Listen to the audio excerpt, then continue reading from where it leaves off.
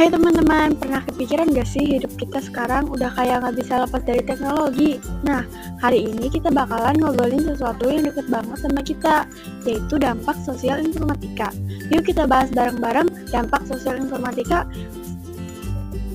Sebelumnya kita memiliki 3 anggota. Yang pertama Latifah Nazira, yang kedua Helena Putri, yang ketiga Natasha Delvina.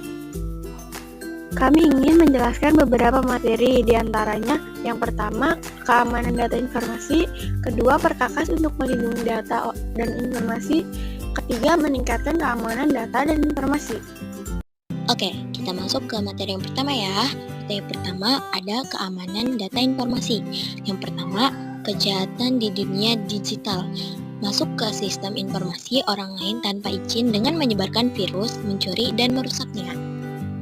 Oke, kita masuk ke materi yang pertama ya. Materi pertama ada keamanan data informasi.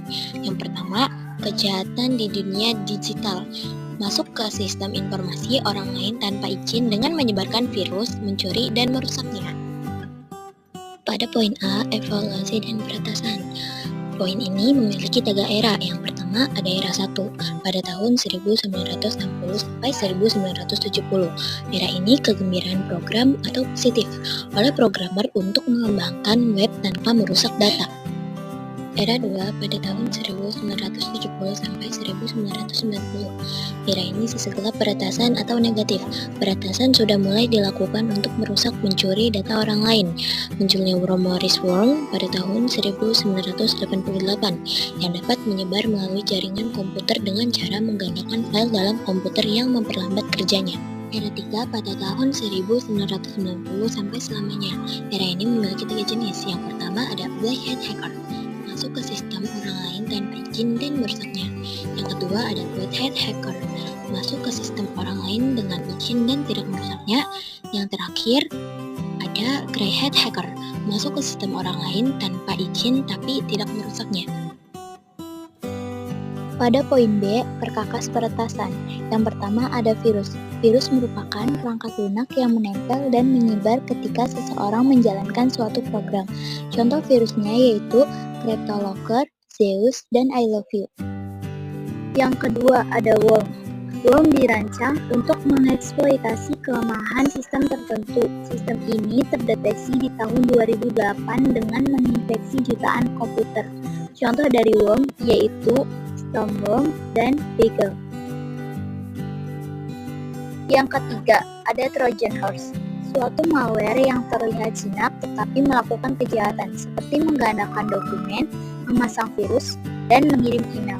Contoh dari Trojan Horse yaitu Trojan Banker dan Rootkit Trojan.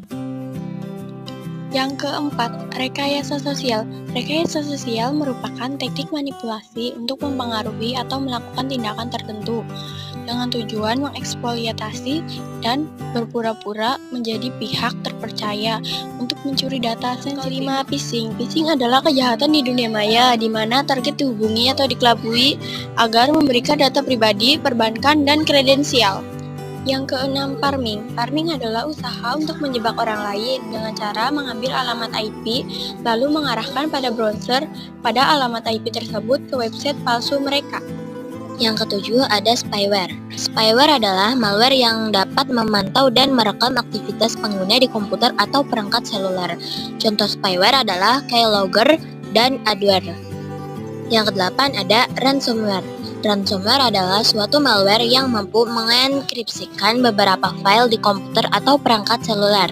Contoh ransomware adalah WannaCry dan WinLocker. Yang kesembilan ada backdoor. Backdoor adalah metode untuk memanfaatkan kelemahan dengan masuk ke jaringan komputer orang lain dalam sistem jarak jauh. Contoh backdoor adalah hardware, software, dan jaringan komputer. Dan yang terakhir ada botnet atau bisa disebut juga robot network.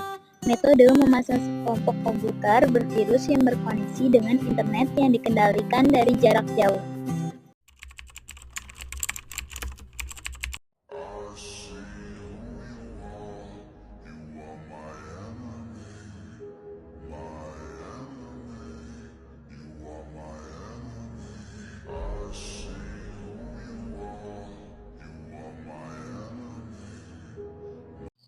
Oke, kita lanjut ke materi yang kedua ya.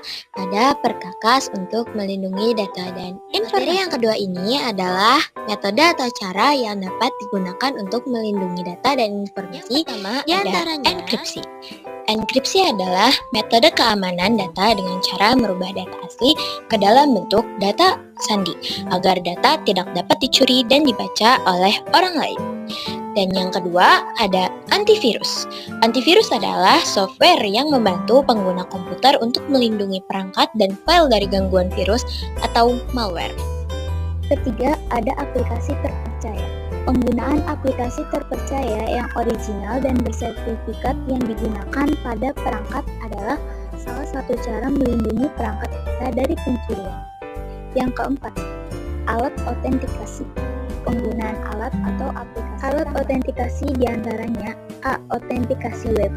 Website dapat diautentikasi bahwa web tersebut otentik atau asli dengan cara memberikan pertanyaan CAPTCHA atau memilih gambar yang tersedia. B. Autentikasi pada pengguna. Penggunaan username dan password, sidik jari, suara, wajah retina, mata.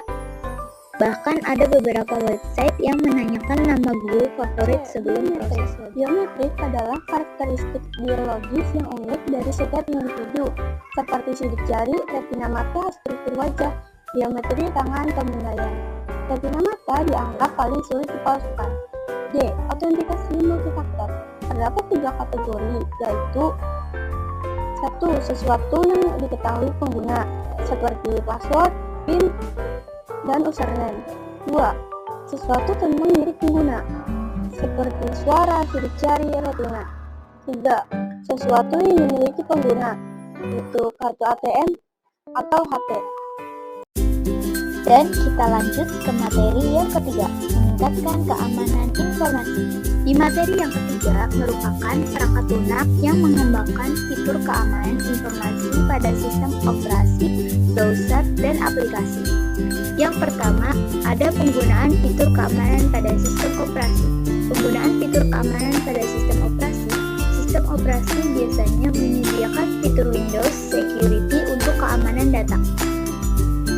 A. Virus and Threat Protection.